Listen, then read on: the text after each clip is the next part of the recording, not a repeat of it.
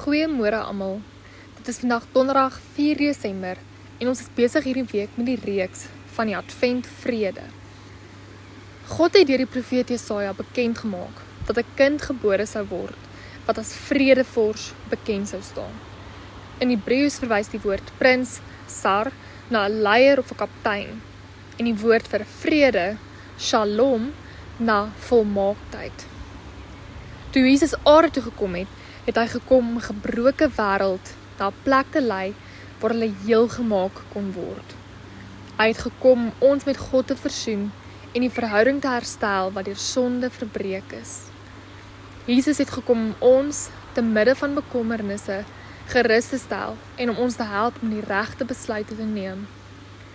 Die vrede wat Jesus met Kersfees vir die wêreld gebring het, stel ons gerus in die wete dat ons in hom kan rus, ongeag die chaos wat om ons heers.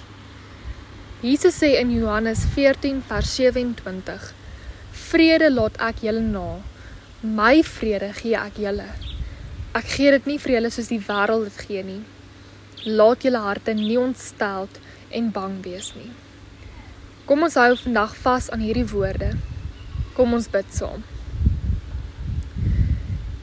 Here Jesus, dankie dat U gekom het om vir my vrede te bring. Ek besef vandag dat ek rus in U kan vind, ongeag waardeur ek gaan. Wanneer vrees en swaar kry my vrede bedreig, Here help my om my rus by U te kan kry. Amen.